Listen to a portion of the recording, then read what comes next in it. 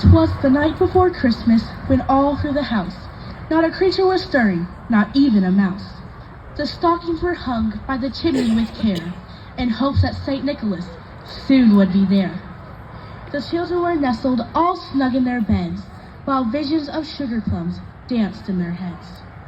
And Mama in her kerchief, and I in my cap, had just settled our brains for a long winter's nap. When out on the lawn there arose such a clatter, I sprang from my bed to see what was the matter. Oh my gosh. So away to the window I flew like a flash, tore open the shutters, and threw up the sash. The moon on the breast of the new fallen snow gave the luster of midday to objects below. When what to my wondering eyes should appear but a miniature sleigh and 8 tiny reindeer.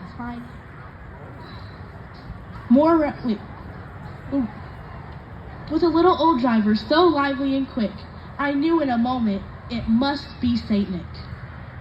More rapid than eagles, his coursers they came, and he whistled and shouted and called them by name. Now Dasher, now Dancer, now Prancer and Vixen, on Comet, on Cupid, on Donner and Blitzen, to the top of the porch, to the top of the wall, now dash away, all. As dry leaves before the wild hurricane fly, that melt with an obstacle when they reach to the sky. So up to the housetop the coursers they flew, with a sleigh full of toys and St. Nicholas too. And then in a twinkling I heard on the roof the prancing and pawing of each little hoof. As I drew in my head and was turning around, down the chimney St. Nicholas came with a bound. He was dressed all in fur from his head to his foot, and his clothes were all tarnished with ashes and soot. And a bundle of toys was flung on his back, and he looked like a peddler just opening his pack. His eyes how they twinkled, his dimples how merry, his cheeks were like roses, his nose like a cherry. His droll little mouth was drawn up like a bow, and the beard on his chin was as white as the snow. The stump of the pipe he held tight in his teeth, and the smoke it encircled his head like a wreath. He had a broad face and a little round belly that shook when he laughed like a bowl full of jelly.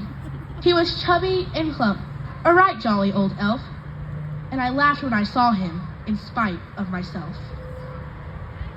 A wink of his head and a twist of his eye and a twist of his head soon gave me to know I had nothing to dread. He spoke not a word, but went straight to his work, and he filled all the stockings, then turned with a jerk, and laying his finger aside of his nose, and giving a nod, up the chimney he rose. He sprung to his sleigh, to his team gave a whistle, and away they all flew like the down of a thistle. But I heard him exclaim, ere he drove out of sight, "Happy Christmas to all, and to all a good night."